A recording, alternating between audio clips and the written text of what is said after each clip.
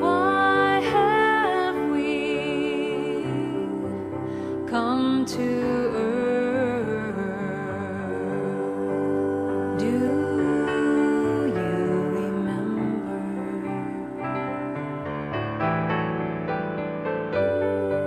Why have we taken birth? Do you remember?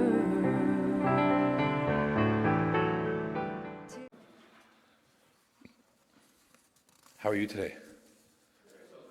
Great. You know, I love the relativeness of life. Last night, Shakti and Shiva were here doing the kirtan, the chanting that we do once a month, have started doing once a month. And they live up in kind of the Hayfork area where it's densely smoked in right now and stuff. And so they asked how the air quality was here, and I said, it's a little off, but it's, you know, it's pretty good. And Shiva, you know, comes in and says, you know, this is like being on a Caribbean beach on a beautiful, fresh day, you know, compared to what they're living in. We're kind of going, you know, it's smoky here, but nothing like it. So the relativity of life is a wonderful thing to take into account. We're working on creativity this month. That's our theme. And today's topic is playfulness. So I thought we would play. I see a Superman outfit back there. I don't know if that was is that for the theme? Sure. Sure, okay. If I believe it is, it is. All right.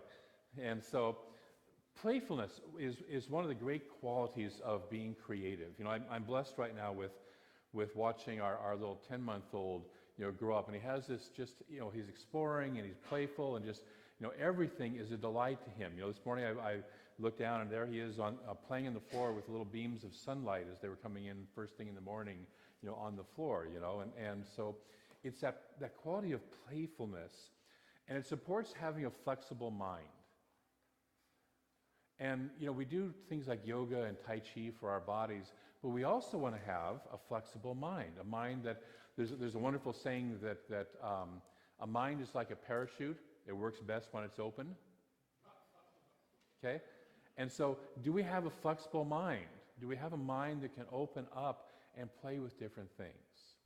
So I thought today we would look at 6 qualities of creativity, 6 qualities of creative people, and kind of take a look and see how do they apply to us, how are we doing with them, things like that. So the first one we're going to take a look at, this is from a number of studies, number of working with creative people. Creative people tend to have a high fluency of ideas, and I'm going to break these all out in a moment here, but we're just going to kind of run through the 6 qualities first. So fluency of ideas. Ideas flow. Number 2 is withholding judgment. Okay. Number 3 is a tolerance of ambiguity. Ooh. Number 4 is flexibility and imagination. Number 5 is the ability to focus or be immersed in what you're doing. And finally, number 6 is preference for disorder. Take a breath. All these can be developed, by the way. So if you're sitting there going, oh, I don't have any of those, or I'm not very good with that, all of these can be developed, okay? You learn, if you don't have these, you learn how not to have them, because at one point in your life, you had them. We all have these, right? If you were to ask a little, you know, 2-year-old, they would pretty much have all those qualities, right? Just, yeah, okay. So we all have them. We all, somewhere, probably about puberty, when the peer pressure got really strong, stopped, you know, and it wasn't cool to think that everything's new and fresh, and I'm supposed to just already know everything, and just be cool. You know, eventually we started kind of numbing down that part of ourselves, unless we were willing to hang out in the awkwardness of being, you know, the weird kid in the school. Okay? There's probably a few of you here like myself. So number 1, let's take a look at fluency of ideas. And what that simply means is the speed and quantity of making things up. See, the thing creative people know is they make things up. A person I once studied with, a mentor of mine, did some research with a company called Lotus, which back in the 80s had a wonderful software program called Lotus 123. It was the original spreadsheet. Microsoft kind of did them with Excel, but and they were a very creative company. They were headquartered out of Boston, and he was in working with the software engineers, and he said, so how does this actually happen? And when they finally realized they could trust him, they kind of grinned and they said, looked at him and said, we kind of make stuff up and then we go backwards and write the manuals and figure out how to do it. Okay? They got to the conclusion first, this is what we're going to do, and then we'll figure out the how to do it. Okay? So it's a fluency of ideas. How quickly can we see it? How rapidly can I see connections? One of my favorite seasons of the year is beginning to start up again. Right, Luke? Yep. It's called football season. And good quarterbacks like Russell Wilson and Colin Kaepernick, who are kind of the younger quarterbacks, have the ability to be able to see the field, make snap decisions. Where's the ball going to go? Are they going to stick with the play, not stick with the play? Are they going to make it up on their own? Are they going to, whatever they're going to do? And that's, for all of us, the ability to start to look around and see, what are my options? It's a lot better if we're looking at the playing field of our life and we can see 10, 20, 30 options to deal with some situation, than if we look at the playing field of life and we see one and only one option. Okay? A poet who's writing a poem has a better chance of writing an interesting poem if they have, say, 50 words to describe a dark and stormy night, rather than 2 words, it was storming, or it stormed. So how is our flexibility? How is our ability to make up ideas, to make stuff up, and to play with that? And so that's the first quality, is that fluency of ideas, and you'll see these all kind of tie together. So fluency of ideas, the ideas flow. The second quality that we talked about, and this ties into the first one, is withholding judgment. Most of us, when we get an idea, immediately judge it. We immediately go, is that practical? Will it work? What will people think about me if I do this? Okay, you know people like that. I know you don't, but you know people like that, okay? And so when we're sourcing ideas, when we're in the process of coming up with ideas, we don't want to judge them. We just want to come up with ideas. Boom, boom, boom, boom. How can I resolve this? How can I do this? How can, what are the most ideas that I can throw at this problem? Out of that comes wonderful ideas. I think it's Mary Morrissey in the Prosperity Plus program talks about a father and son. The father is like a 4th generation barber, okay, in this particular small town. And into this small town has moved one of those big chains stores for cutting hair, and they're doing $6 haircuts, and he can't compete with that. And so he's gradually, slowly going out of business. And so his son comes to visit him one day from college, and he's talking to him about it, and he says, Dad, what's, and you can see his dad's visibly upset. He says, what's the problem? And he goes, they're doing $6 haircuts. I can't compete against that. And he says, after 4 generations, he says, on my watch, I'm going to be the one to lose the shop. And he was feeling terrible about that. And the son had a brainstorming class and a creativity course in college. And he says, well, let's sit down and start brainstorming ideas. And at first, the dad wasn't into it. But eventually, he got him into it, and they went back and forth, and he says, well, what's one idea? How could you deal with it? And the dad goes, I could just close his doors right now and go out of business. And he says, okay, that's an idea. That's another idea. Notice, he doesn't judge it. He doesn't sit there and go, that's a bad idea, Dad. He just says, okay, that's an idea. They go back and forth, and after a while, they're getting silly, and they're making stuff up, and all of a sudden, they hit this idea.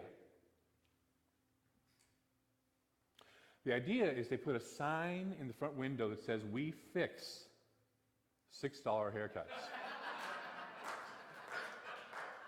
The business went back up. Okay?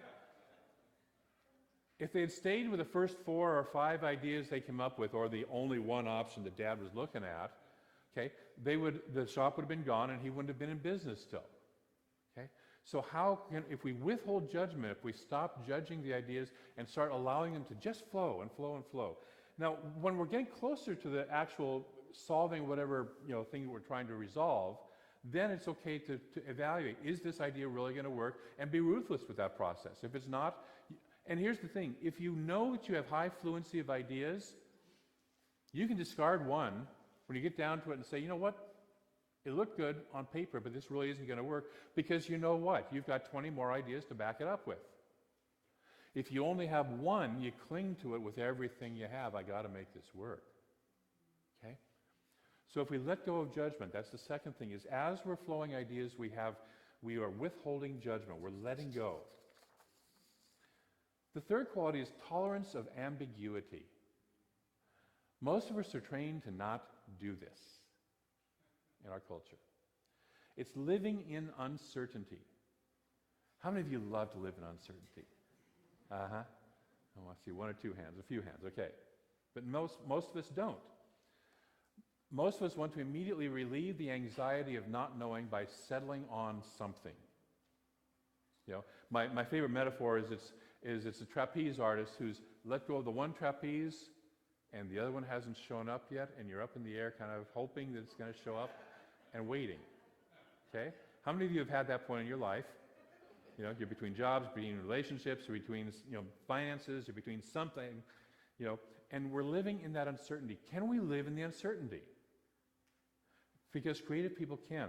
Can we live in what Ileana von Zandt wrote a wonderful book called In the Meantime? How to live in between when we're going from one stage to another stage. If we're going to grow spiritually, we have points where we have let go of the old self, the old way of being. The new way of being hasn't quite settled, and we're in between. And then, of course, if you really look at it, we're all in between. We're all in between something. How comfortable are we? And it's not necessarily even comfortable, how willing are we to stay there until it resolves, until what we need shows up? So we don't have to immediately relieve the anxiety of not knowing. That same teacher that I was working with talks about a process called creating dynamic tension. And the process is looking at where I am now and then getting a very clear picture of where I want to be and holding both of those in the mind at the same time. And he says it's like stretching a rubber band. And as long as I keep my focus on where I want to go, the rubber band will eventually resolve into the direction that I want to go, but it will take time. Most of us, when we get that rubber band stretched and it feels uncomfortable, will pull back from the dream that we really want and settle for something much closer to where we are now, just to relieve the tension. Can we live in that place of dynamic tension? Can we live in that place of being in between? Another part of this is that we accept conflict. I read a quote one time where it said that the history of aviation can be summed up in being told, you can't do that. Okay? The Wright brothers were told they can't do that. Okay? Everybody who ever tried to fly was told, you can't do that. If God wanted us to fly, He would have given us wings.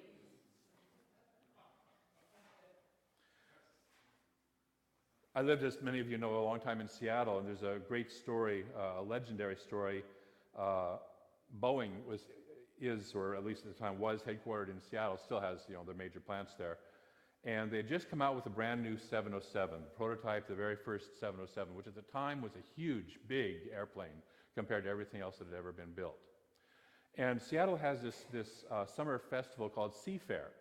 And it involves hydroplane races, and the Blue Angels fly over, and all this stuff that happens on Lake Washington. It's a big festival, and especially a big weekend. And so on the final day of the festival, when the air show was going on, the folks from Boeing brought the 707 up from the plant on its maiden flight. And this guy named Tex, I can't remember his last name, he's a famous aviator, was flying it. And anytime you have a guy named Tex, you got a wild card, right? Okay? Anybody who has the courage to be named, Tex or something, there's just a couple other names like that. And they had some investors who were going to, buy the planes also and stuff like that there to show it off, and they wanted them to see it. Tex comes up the lake.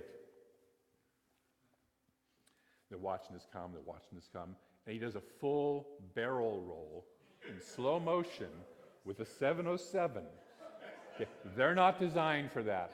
And the Boeing engineers and the Boeing higher-ups are sitting there going, oh my God, And he completed it, and they sold a whole lot of planes that day.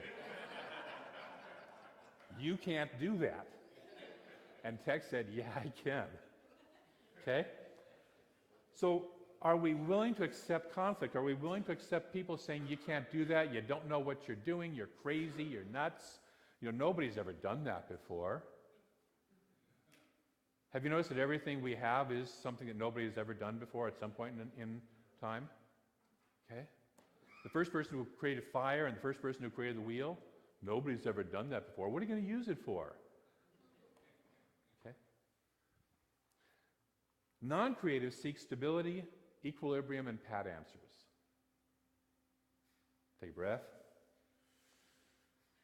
For those of you who like to do that. For those of you who want to criticize it, you can take a breath too.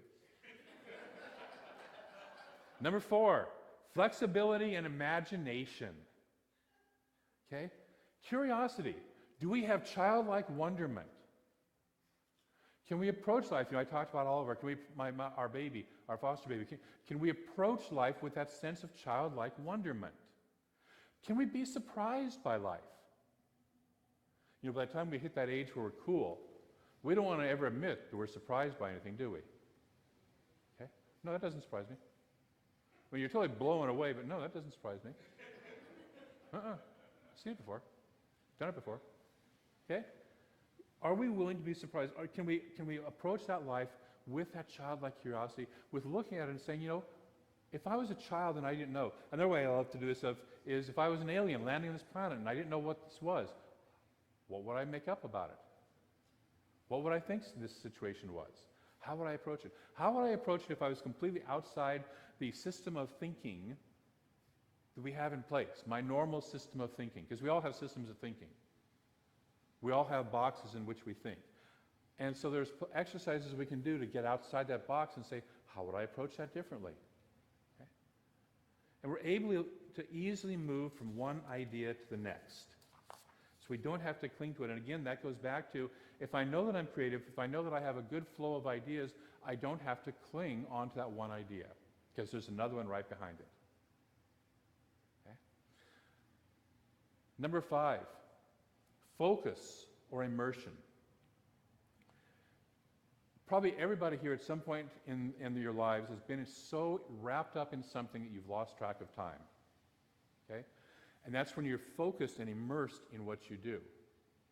And a creative person can do that on a long-term basis.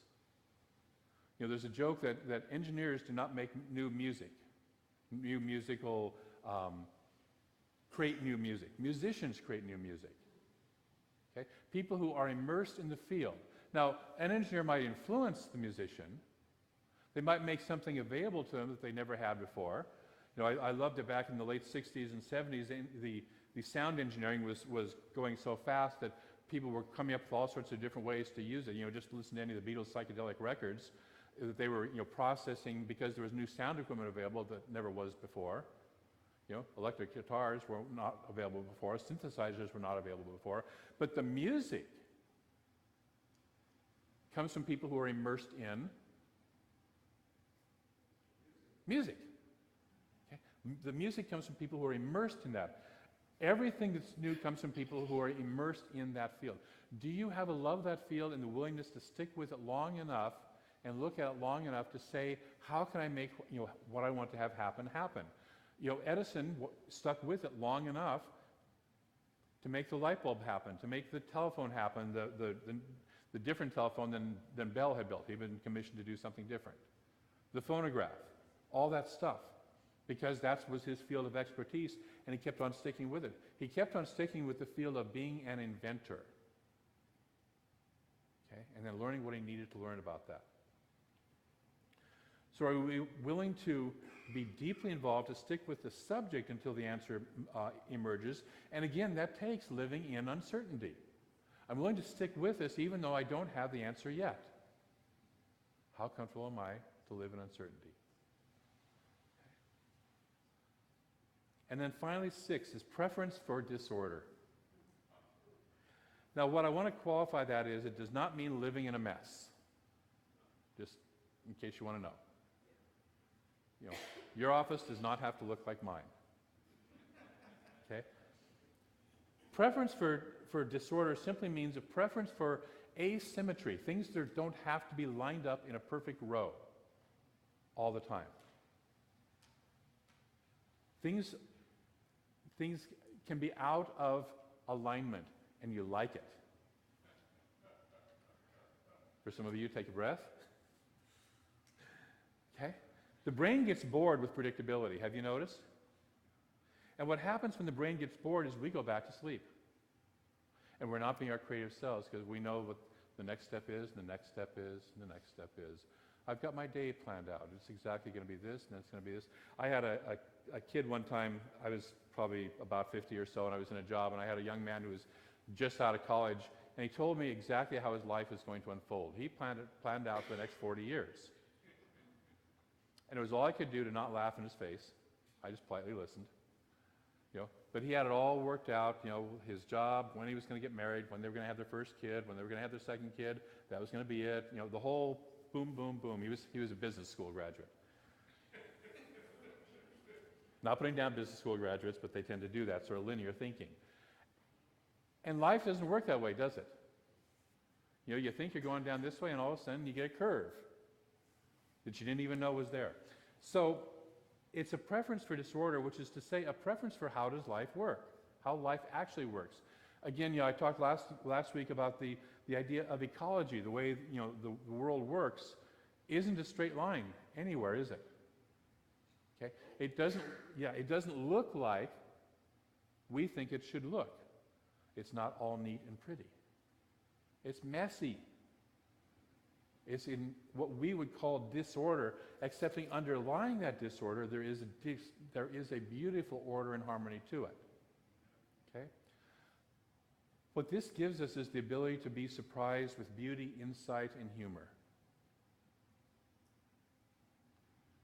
Beauty, insight, and humor.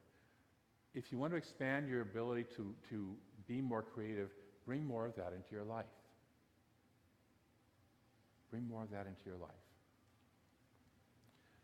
Do we have a preference? A preference, notice that, not a willing to tolerate, but a preference for disorder. A preference for having things a little bit askew because it's exciting and it's a little bit dangerous. And it keeps us on that green growing edge of the mind going, pay attention, pay attention, pay attention, pay attention. Tony Robbins, the motivational speaker, was once asked, because he works with moving people through hypnosis, and that was one of his processes for quite a while. And somebody once asked him, is it hard to put people into a trance? He said, no, it's very easy. He said, the hard thing is to get us out of the trance we're already in. One of my old teachers used to work in prisons. He says, I love working with prisoners because they know they're in prison. They know. They can see the bars. So as you've been going along with this process, you've been evaluating most likely how you are doing. And notice, are you just evaluating or are you judging yourself? Have you already cut yourself off and said, well, I can't be creative because I can't do that? Or I'm not willing to do that, or I don't do that, okay? Just notice, do you believe that you can improve? Do you believe that you can improve in those areas? And I hope you get to a point where you say yes within yourself. Because that is the truth. Each of us can. No matter how good you are, and if you're the wildest, most creative person on the world, on the planet, you can still get better. Isn't that cool? Now, why would you want to be more creative? Some of us will say, well, I'm not going to be an artist. I'm not trying to get into the Met. I'm not trying to get into Carnegie Hall or even the local Dixie band. I'm just trying to get through my life here. Just don't rock my boat, man. And so, but the reason we want to is because spiritual awakening, and I presume because you're sitting in this kind of a center, we're all here for spiritual awakening. Spiritual awakening is a creative process. It's the process of waking up. And when we're running along the same old uncreative pattern, we're not in alignment with the universe because the universe is constantly moving in creativity, constantly expressing. So we're in the pattern of waking up. We're in the pattern of waking up from the trance, from the dream that we've been in where we believe that things are this way.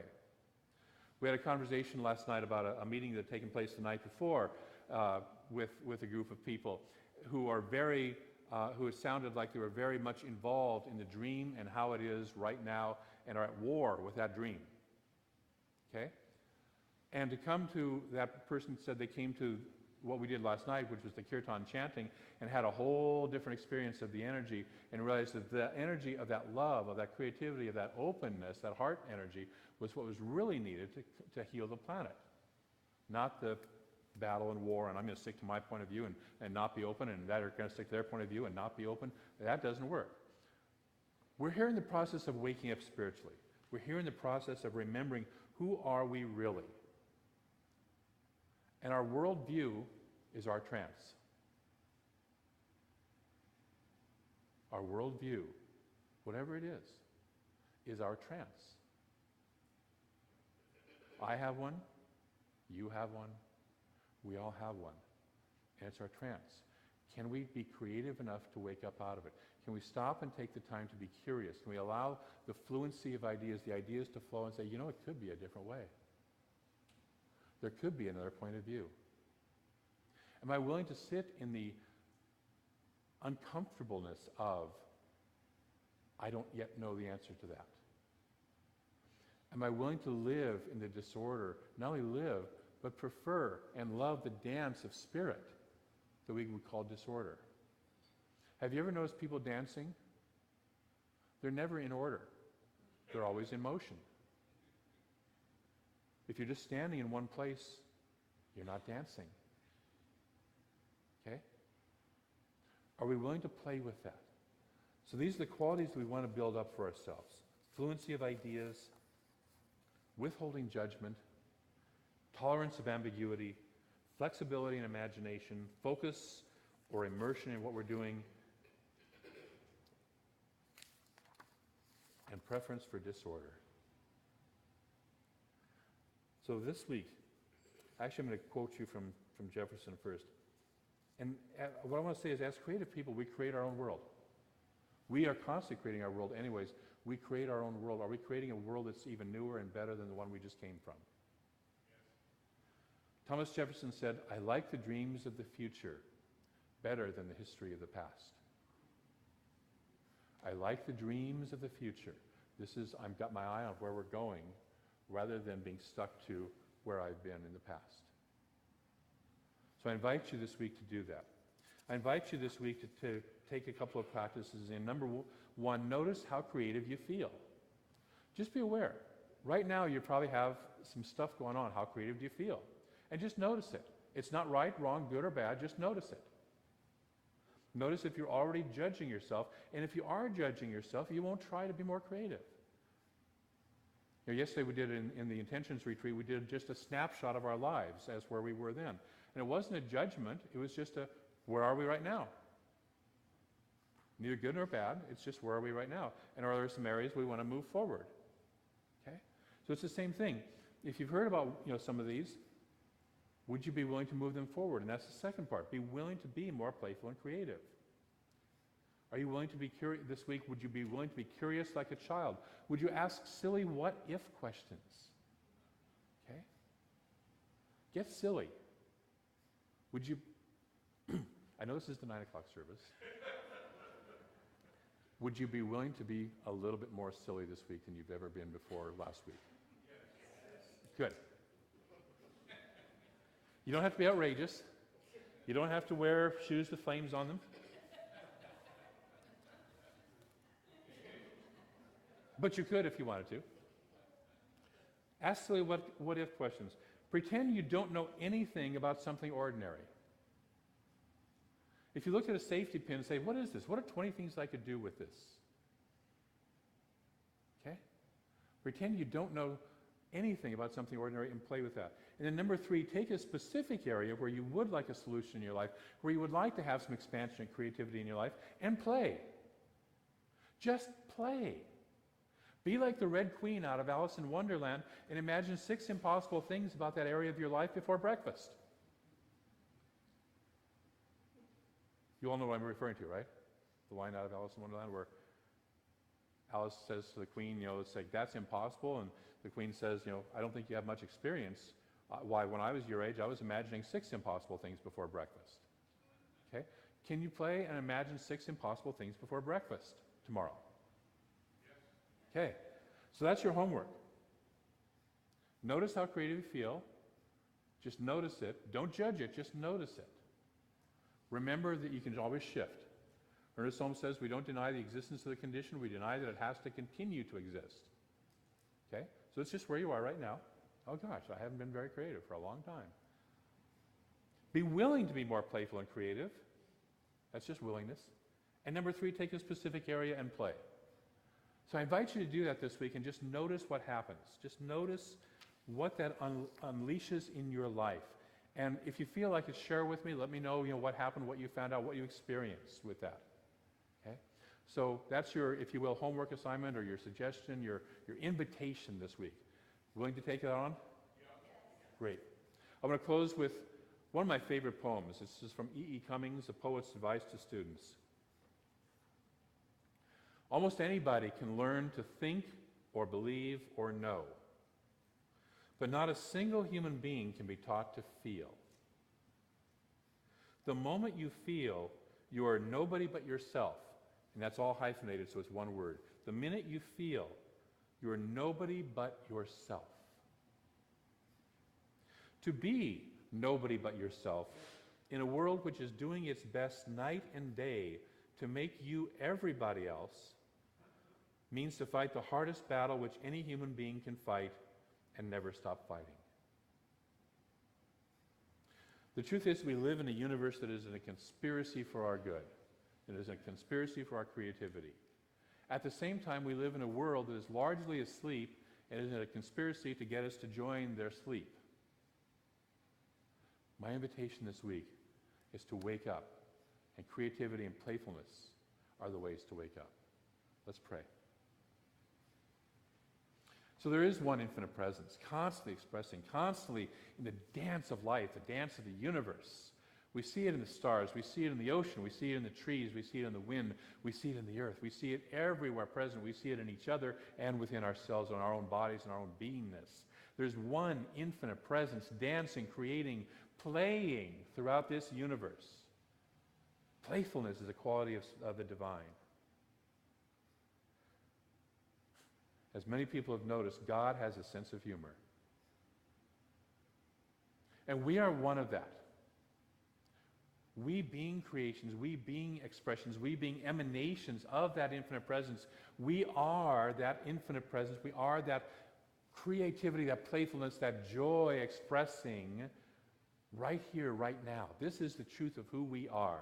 And so I speak my word that we wake up this week, we wake up this moment to the greater sense of who we are, of the magnificence of who we are, the creativity, the wild power, the abandonment, the joy of who we truly are. That we let go of the shackles of sleep, that we have self-induced and let others induce in us, and wake up and play in this universe that is here to play with us.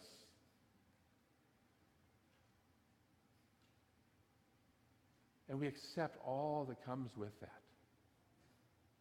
We accept that while we might not fit in an asleep world, we might just fit in an awake world. We open to the journey, we open to the process, we open to this aliveness that is already within us, that has been wanting to express, that we all had, what we were all born with, that life energy, that spark. And we let it spark within us, and we let it ignite within us that fire of creativity, that light of the infinite presence. And for this I'm grateful, for each person who says yes to this, for each person who opens to this and allows that spark to truly ignite their creativity. I'm so grateful for the spirit that is moving in through and as each of us, that is truly the flow and the dance of creativity. I am so grateful. And so I release this word into a law that moves into form and expression in the most beautiful, creative, perfect way possible, right here and right now. And it does so. And we do so. And together we say, and so it is. Thank you.